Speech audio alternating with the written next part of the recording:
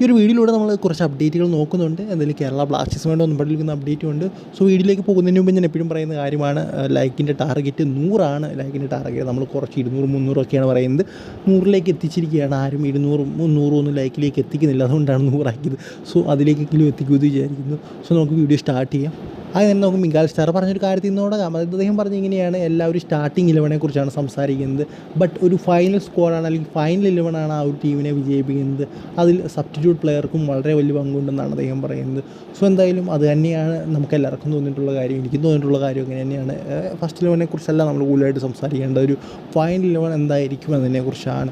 Substitution ഉൾപ്പെടെ നമുക്ക് സംസാരിക്കേണ്ടതായിട്ടുണ്ട്. അതായത് ആ ഒരു കളിയിൽ കൊണ്ടുവന്ന ഇമ്പാക്റ്റ് എങ്ങനെയായിരിക്കുമെന്ന്. സോ എന്തായാലും നമുക്കിനിയും അടുത്ത അപ്ഡേറ്റിലേക്ക് കിടക്കാം. അടുത്ത അപ്ഡേറ്റ് അലക്സാണ്ടർ കൊയ്ഫ് പറഞ്ഞൊരു കാര്യമാണ്. അദ്ദേഹം പറഞ്ഞത് ഇങ്ങനെയാണ്, അതായത് ഇതാണ് എൻ്റെ ടീം, ഈ ഒരു ക്യാരക്ടറാണ് അല്ലെങ്കിൽ ഈ ഒരു ടൈപ്പ് ഓഫ് ഗെയിമാണ് ഞാൻ എൻ്റെ ടീമിൽ നിന്ന് പ്രതീക്ഷിക്കുന്നത് എന്ന് പറഞ്ഞുകൊണ്ടൊരു ഇൻസ്റ്റാഗ്രാം പോസ്റ്റ് നമ്മുടെ അലക്സാണ്ടർ കൊയ്ഫ് ഇട്ടിട്ടുണ്ട്.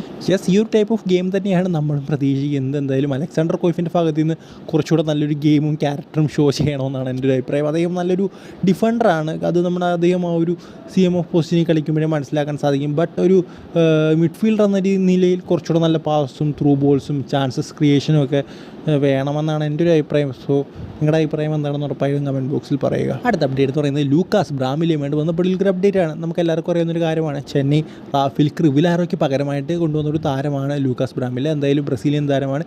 എന്തായാലും അദ്ദേഹത്തിന് ഇപ്പോൾ ചെറിയൊരു ഫുഡ് പോയ്സൺ ഉണ്ടായിരിക്കുകയാണെന്ന് നമുക്ക് മനസ്സിലാക്കാൻ സാധിക്കും. എന്താ ഇവിടുത്തെ ഫുഡുമായിട്ടൊന്നും, അതായത് ഇന്ത്യയിലെ ഫുഡുമായിട്ടൊന്നും അദ്ദേഹം കംഫോർട്ടല്ല എന്ന് നാംടെയാണ് പറഞ്ഞിരിക്കുന്നത്. എന്തായാലും അദ്ദേഹത്തിന് അങ്ങനെയുള്ള ഇഷ്യൂസ് ഉണ്ടെന്നാണ് ഇപ്പോൾ അറിയാൻ സാധിക്കുന്നത്. അദ്ദേഹം ഇന്ത്യയുമായിട്ട് ഇപ്പോഴും അങ്ങോട്ട് എന്താ പറയുക, ലയിച്ച് ചേർന്നിട്ടില്ല എന്ന് തന്നെ പറയണം. എന്തായാലും ഭാവിയിൽ ഓക്കെ ആകും അല്ലെങ്കിൽ ഫ്യൂച്ചർ ഓക്കെ ആകും എന്ന് തന്നെ നമുക്ക് പ്രതീക്ഷിക്കാം. എന്തായാലും അദ്ദേഹത്തിന് ഫുഡ് പോയ്സൺ ആയിരുന്നു എന്നാണ് നമുക്കിപ്പോൾ അറിയാൻ സാധിക്കുന്നത്.